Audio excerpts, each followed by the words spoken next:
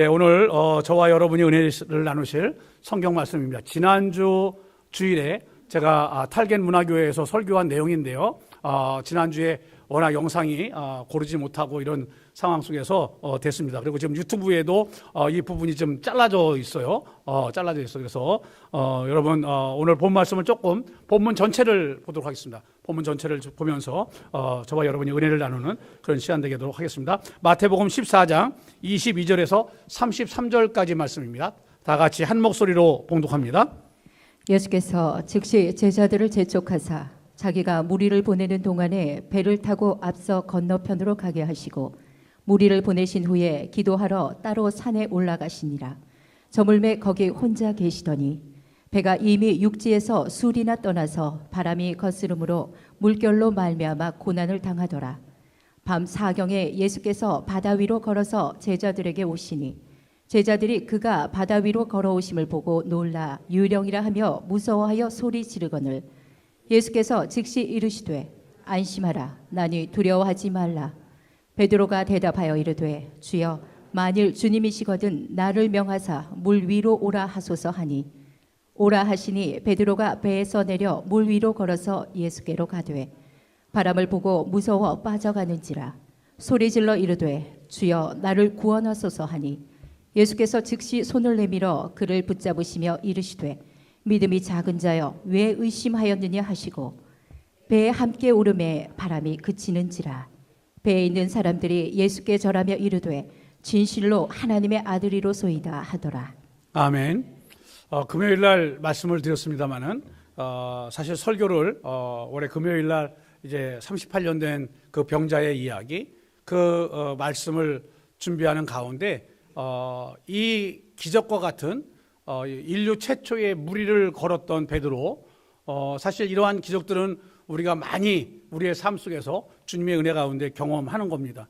그런데 그런 가운데서도 이제 주님의 그 말씀을 따르지 못하고 불순종했던 그런 모습들이 생각이 났고 또 이 탈겟에 있는 아이따 그 성도들이 진짜 하나님의 기적을 믿고 있는지 또 이러한 묵상 속에서 외래 설교를 더 아이따와 같이 연합예배 속에서 조금 더 편하게 할 수 있는 조금 더 이해를 구할 수 있는 그런 제가 설교 본문을 설정을 해서 사실 지난 주일에 이 말씀을 가지고 탈겟에서 제가 설교를 했습니다. 그 탈겟에서 원고로 설교를 한 거는 그 목사님도 거의 30년 그 탈겟에서 목회를 하신 현지 목사님인데 전혀 그걸 모르고요. 필리핀 사람들은 대명사를 몰라요. 그분이 우리에게 은혜를 주셨다. 누구예요? 예수 그리스도 아니면 하나님이시잖아요. 우리는 다 알잖아요. 근데 필리핀 사람들은 그걸 이해를 못한대요. 예. 그 반드시 그 지시 대명사나 어떤 그 대명사에 그 명칭이 들어가 줘야 되는 거예요. 그래서 그게 안 돼 가지고 번역하는데 좀 애를 먹고 그런 부분이 있었는데요. 그러다 보니까 이제 단락단락을 잘라서 그렇게 해서 여러분들에게 스크린에 자막으로 여러분 보내드렸습니다. 저는 이 말씀을 묵상하면서 무슨 생각이 드느냐면 지금 전 세계적으로 전쟁 이야기 또 경제적인 어려운 이야기 근데 세계 정세보다 지금 우리가 더 혼란에 빠져 있어요. 그럼 우리 크리스찬들은 이러한 혼란의 세상 속에서 어떻게 살아가야 될까? 주님의 여러분 음성을 듣는다 표현하지만 진짜 주님의 음성을 듣고 우리는 살아가는가? 오해 없이 들으세요. 오해 없이. 어제 저녁 때 저한테 카톡이 왔어요. 사진 한 장하고 예. 목사님 잔치국수 드세요 그래요. 뭐 때문에 보냈을까? 목사님하고 교제하는 부분이에요. 그래서 그냥 저는 원래 우리 교회가 그래서 국수를 잘 안 하잖아요. 제가 국수를 별로 안 좋아해서. 그래서 거기다가 저는 국수 안 좋아합니다 이렇게 했어요. 그랬더니 그 목사님이 답이 왔어요. 목사님 저쪽이세요? 그래요. 그래서 아니 나는 이쪽이에요 그랬어요. 그리고 사순절 십자가 하나 영상이 아니라 캡처해서 보냈어요. 그리고 자기 전에 제가 다시 문자했어요. 목사님 내일 설교하실 텐데 이쪽 저쪽이 아니라 주님을 바라보십시다. 히브리서 12장 2절 말씀을 보냈어요. 제가 여러분들에게 말씀드렸어요. 그죠?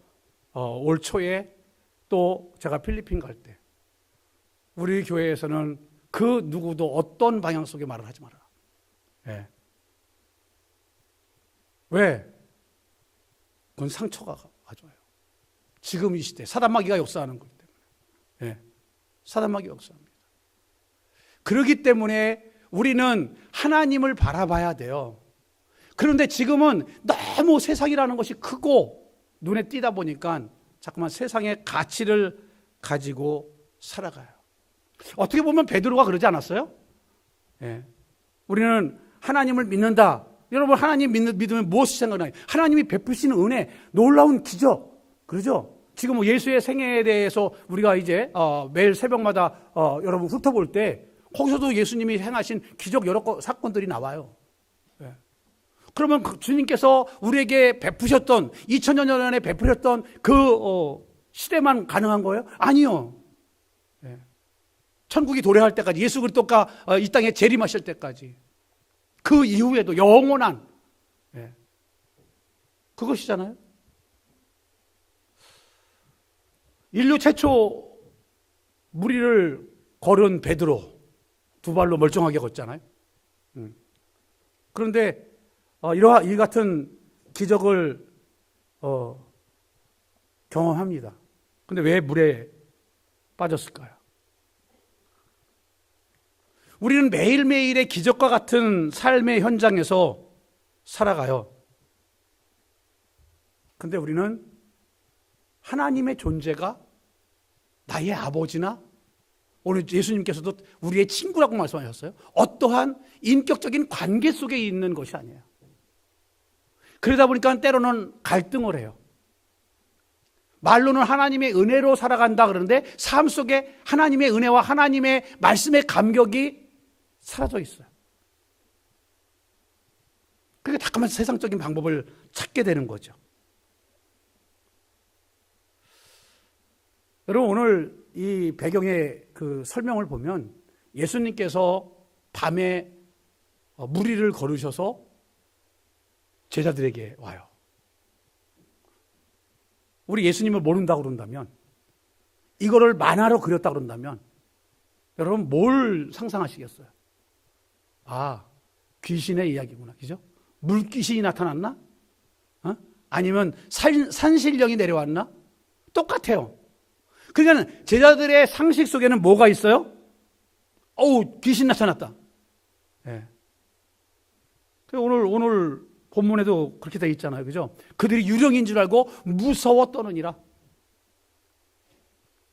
하나님의 은혜를 알고 하나님의 사랑을 알고 하나님이 나를 구원해 주신 우리 아까 찬양했던 주님의 그 사랑 때문에 나를 구원하신 나 같은 죄인을 구원하신 그 하나님의 그 크신 사랑. 우리는 그렇게 찬양하면서도 우리의 삶 속에서는 인격적으로 만난 예수님이 없어요. 하나님은 완전한 인간이시면서 완전한 하나님이시잖아요. 믿습니까? 이러한 신학적 고백이 우리의 신앙 속에서 우리의 삶 속에서 주님을 나타내고 주님을 고백해야 되는 거예요. 여러분 이번에 그 필리핀에 오셨던 분들이 느끼셨잖아요. 그래서 마지막 날 이제 수비계 갔다가 다시 숙소로 돌아오는 부분에서 그 고속도로를 보면 우리나라 고속도로하고는 완전히 틀리죠. 깜깜하잖아요. 그냥 어둠이 얼마나 그렇게 깜깜한지 몰라요. 그러다 보니까 별들이 많이 보여요. 네, 별들이 많이 보여요. 깜깜한. 그럼 오늘 장면을 한번 생각해 보자고요. 그때는 전기불도 없어요. 그죠? 석유 호롱불 같은 것도 없을 거예요. 기껏해야 나무 옹이 정도 되는 그런 곳에, 그렇지 않으면 뭐 식용유 정도의 불을 필 수 있는 그때 아니겠어요? 그것도 배예요. 예. 풍랑이 치고 그런 상황이에요. 그런데 물 위로 걸어오는 사람이 있었어요. 의상의 표현은 없었어요. 근데 어떤 모습일까? 예수님이 머리를 감으셨을까? 아니면 이런 양복을 입으셨을까? 그때 의상을 보면, 그죠? 뭐, 이렇게, 푸대와 같이, 원피스와 같은 거 아니겠어요? 그 상황 속에 물 위를 걸어오세요. 그러니까 여기서 많은 제자들이 유령이를 따르고 무서웠다는 거면, 야, 귀신이다, 귀신. 깜짝 놀란 거죠. 혼비백산하는 거. 그러한 그림을 생각할 수 있습니다. 저는 그렇게 봐요. 제자들 눈에 예수님이 보인 게 아니라 유령이 보였어요. 귀신이 보였어요. 당연하죠. 인간의 상식으로서는 되지 않는 일이기 때문에. 그리고 그들을 표현이 맞을 수가 있어요. 여러분, 우리가 믿음이 소진되어지고 하나님의 말씀이 성령이 떠나면 다 모든 것이 세상적으로 보여지는 거예요. 제가 금요일에 그런 말씀을 드렸어요. 세상 것을 교회에 가지고 들어오지 마십시오. 나의 고귀한, 금보다 귀한 믿음이 질이 떨어져요. 그렇지 않아도 나 같은 죄인을 살리셔서 주님의 은혜가 너무 놀랍고 주님만이 영광 받으셔야 되는데 세상 것이 나를 추하게 만들어줘요. 오늘 이 제자들의 갈등이 뭐예요? 짤막한 제자들의 갈등.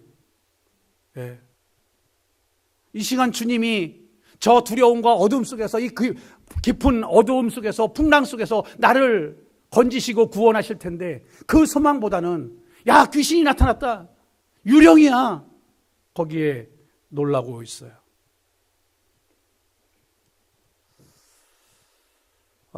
사단마귀는요, 우리를 그냥 두지 않아요. 우리의 약점을 찾고 그 약점을 공격하고 믿음에서 떠나도록. 예수님의 제자들이 모인 공동체예요, 지금 이 배안이요. 근데 그들은 믿음으로 주님을 바라볼 힘이 없는 거예요. 그 풍랑 속에서, 알고 있는 경험과 상식 속에서 예수님을 귀신으로, 유령으로 오해하게 되는 거예요. 세상은 항상 우리를 도전하죠. 심지어 우리의 믿음까지도. 너 믿음 생활 그렇게 하니? 잘해보려고 하는데 우리를 좌절시키고 낙심시키고. 사단의 전략이잖아요. 그리고 우리의 약점을 찾아요. 그리고 우리가 말씀으로 살아가지 못하도록 세상적인 생각 속에서 원망과 불평과 남을 험담하고 비판하고, 그리고 서로 사랑하기보다는 경계하고 하는 그런 것들이 너무 익숙해져 있다는 거죠. 그래서 그렇기 때문에 사도 바울은 베드로 사도는 우리에게 권면하고 있어요. 뭐라고요? 베드로 5장 8절입니다. 근신하라, 깨어라, 너희 대적 마귀가 우는 사자같이 두루다니며 삼킬 자를 찾나니. 그러니까 우리가 그런 영적인 전쟁에서 이 사단 마귀의 그러한 올무에서 벗어나기 위해서는 우리가 뭐 해야 된다? 근신하고 깨어 있어야 한다. 제가 보기에 아까 영상이 나왔는데, 사순절 영상이 나왔는데 거기에 단어가 뭐였어요? 절제였어요. 그죠? 셀프 컨트롤. 절제였습니다. 절제는 누가 시켜서 되면 짜증나요. 그죠? 근데 내가 깨닫고 절제를 하면요, 깨달음이 깊어지는 거예요. 사순절 기간 동안 좀 절제 연습, 그 많은 스토리들이 지나갔지만 거기에 한 가지는 여러분이 걸릴 것 같아요. 그죠? 우리 성도님들이 거기에 뭐 술, 담배 이게 걸리겠어요? 근데 그 어떤 지나간 그런 자막 속에서, 그죠? 내가 한 가지라도 걸린 거 있다면 이번 사순절 기간 동안에 한번 주님 앞에 기도하면서 고쳐보리라, 절제해보리라. 할렐루야. 그러한 마음 갖는 저와 여러분 되기를 간절히 소망합니다. 오늘 본문에서 두 가지를 좀 점검해 보고 싶습니다. 첫째는, 베드로는 왜 바다에 빠졌습니까? 당연히 빠지는 거죠, 그죠? 우리의 상식 그거 아니겠어요? 당연히. 그럼 성경에서 여러분 가르쳐 주는 건 뭐예요? 30절에 보니까, 오늘 본 말씀 30절. 바람을 보고 무서워 빠져가는지라 소리 질러 이르되 주여 나를 구원하소서 하니. 무엇을 보고? 바람을 보고. 그러면 맨 처음에 누구를 바라봤는데요? 예수님을 바라봤어요. 예수님을 바라보고 예수님이 무리를 걸으세요. 기적 같은 일이 생긴 거예요. 그러니까 예수님 앞에, 예수님께 청하죠. 나도 무리를 걷게 하소서. 그러니까 예수님 한마디 하세요. 그래, 걸어라. 내려와라, 걸어라. 대단한 믿음이죠. 네, 대단한 믿음. 여러분들에게 만약에 바다에 가는데 예수님이, 나 진짜 예수님이다. 재림한 예수다. 그래가지고 예수님이, 야, 명근아, 바다 위로 걸어라. 나도 못 걸을 것 같아. 예? 근데 베드로만 보더라도 대단한 믿음이잖아요. 걸으라니까 걸었어요. 근데 예수님을 바라보고 무리를 걸었는데 오늘 본 말씀에 보니까 30절에 보니까 바람을 보고라는 단어가 나와요.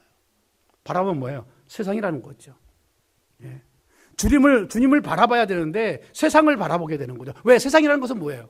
이 바람이라는 건 자기가 여태껏 경험한 거예요. 베드로가 경험한 거. 그렇기 때문에 무서운 거죠. 생명을 삼킬 바다잖아요. 여러분, 우리가 예수님의 이름으로 나갑니다. 예수님밖에 없습니다. 라고 세상에 나가지만 세상은 만만치 않잖아요. 그죠? 예. 너 그렇게 살면 안 돼. 예. 그래서 세상이라는 두려움이 우리에게 가득 차게 돼요. 먼저 많은 젊은이들이 또 우리 기존 세대들이 무엇을 해요? 우리는 성공해야 돼. 성공을 못하면 그 어떤 강박증, 막 두려움, 그게 너무 많잖아요, 지금요. 이 시대는요. 예. 저도 이제 60 중반을 넘어가다 보니까 자꾸만 퇴임 얘기를 해요. 어저께도 퇴임식에 갔다 왔는데 퇴임 얘기를 해요. 그 뭐 준비했어? 그러더라고요. 준비하기는 뭐 보겠어? 주님밖에 없는데. 아니야, 주님이 현실적으로도 뭐 준비하라고 하시지. 근데 난 아직 그 음성 못 들었어. 이런 이제 농담을 해요. 예. 그래서 많은 분들이 걱정해요. 예. 여러분 그거 아세요? 무슨 이런 대기업이라든가 이렇게 그런 그 회사를 퇴직을 하잖아요. 그러면 그 퇴직하는데요, 자산관리사인가 이런 분들이요 와가지고요 몇 개월 전부터 와가지고 과장님, 부장님 이제 퇴직할 건데 퇴직연금 나오시면 뭐 하실 거예요? 이런 거 다 한대요. 그래가지고 자기가 플랜 짜준대요. 그거 맡겼던 사람들은 다 망했다고 그러더라고. 예? 예. 그러면 우리는 어떻게 성공을 해야 돼요? 젊은이들 그렇잖아요, 지금. 성공의 강박증을 갖고 있잖아요. 성공에 대한 두려움. 또한 물질에 대한 두려움. 예. 이 나이에 얼마는 가져야 되는데. 나는 얼마만큼 재산이 있는데. 그런 물질에 대한 두려움. 그러다 보니까 미래가 보이질 않아요. 불확실성의 시대예요. 그러니까 갈등이에요. 어떻게 해야 될지. 막 많은 사람들이 이런 두려움에. 그건 뭐예요? 예. 여러분, 우리는 걱정과 염려하지 말고 뭐예요? 주님을 바라보고. 베드로가 실수한 이유는 그거잖아요. 예. 주님을 바라보고 물 위로 떠내려가는데 물 위에 올라섰는데 물 위를 걸어가는데 바람을 보게 돼요. 우리가 주님만을 믿고 주님만을 따르겠습니다라고 우리는 고백을 하지만 세상이라는 것이 만만치 않잖아요. 그죠? 그러니까 세상이라는 것을 하고 타협하게 될 수밖에 없고 그러다 보면 세상에서 허덕이는 우리의 인생을 살 때가 너무 많이 있어요. 히브리서 12장 2절입니다. 믿음의 주여 또 온전케 하시는 이인 예수를 바라보자. 그는 그 앞에 있는 기쁨을 위하여 십자가를 참으사 부끄러움을 개의치 아니하시더니 하나님의 보좌 우편에 앉으셨느니라. 아멘. 누구를 바라보자? 예수를 바라보자. 우리를 온전케 하시는, 믿음의 주여 우리를 온전케 하시는 예수를 바라보자. 여러분, 우리가 어려운 환난과 고통 또 역경을 만날 때 주님을 바라볼 수 있는 그러한 저와 여러분들에게 간절히 소망합니다. 그렇다고 주님이 우리의 실수를 징벌하시거나 버려두지는 않으십니다. 주님은 그 베드로, 걱정과 염려 속에 세상에 빠져버리는 그 베드로에게 손을 내미십니다. 31절입니다. 예수께서 즉시 손을 내밀어 그를 붙잡으시며. 할렐루야. 오늘부터 여러분 기도하시죠. 주님이여 이 손을 꼭 잡고 가소서. 이 찬양을 좀 부르시면서요. 때로는 세상 속에서 넘어지고 우리가 갈등 속에서 믿음을 소진하고 이렇게 살아갈 때 있어요. 그런데 주님이 손 내밀어서 그 물에 빠진 베드로를 건져주시지. 나를 그 역경 속에서 고난 속에서 그 험난한 세상의 풍파 속에서 건져주실 줄 믿습니다. 주님을 신뢰하십시오. 그리고 주님의 손을 놓지 마십시오. 주님은 우리의 구원자이십니다. 두 번째 생각해 볼 것은 주님께서 물에 빠진 베드로를 건져주십니다. 지금 이 31절 말씀처럼요. 그 베드로를 건져주시는데, 베드로를 건져주시는데요. 베드로를 건져주시면 한마디 하세요. 하반절 볼까요? 31절 하반절에 보면 이르시되 믿음이 작은 자여 왜 의심하느냐 하시고. 그러니까 제가 지금 서두에 설명드렸던 것들이 이해가 되시죠? 그것이 뭐예요? 베드로 어떻게 보면 우리의 현실이었죠. 내가 주님을 바라봅니다. 주님의 십자가의 그 은혜를 우리는 생각합니다. 그런데 세상 염려와 걱정이 우리를 가득 쌓고 있어요. 그러니까 베드로가 잠깐의 그러한 실수 속에 물에 빠졌지만 주님의 답은 뭐예요? 믿음이 작은 자요. 왜 의심하느냐? 베드로의 믿음을 지적하고 계십니다. 주님만 바라보고 가겠다고 말하는 그러한 베드로. 그러나 세상의 바람에 넘어집니다. 어떻게 보면 베드로의 연약함은 지금 이 시대를 살고 있는 저와 여러분들의 연약함이 아닌가 그렇게 보아집니다. 예수님께서 마가복음 9장 19절에 이렇게 말씀하셨어요. 대답하여 이르시되 믿음이 없는 세대여 내가 얼마나 너희와 함께 있으며 얼마나 너희에게 참으리요 그를 내게로 데려오라 하시매. 귀신 들린 아들이 있었어요. 근데 예수님의 제자들이 그걸 치료를 못했어요. 그러니까 방황을 해요. 힘들어해요. 누구든지 예수의 이름으로 나가면 모든 것이 치유될 줄 알았는데, 근데 그러한 상황 속에서 예수님이 말씀하시는 거예요. 믿음이 없는 세대예요. 예수님의 이름을 들었지만, 우리는 성경을 알고 있지만, 그 예수님께서, 성령님께서 그 성경의 말씀이 오늘 내 삶에 적용되어지고 내가 그 말씀대로 살아가겠다라는 그런 말씀의 다짐이 우리에게 너무 부족하다는 것을 알 수가 있죠.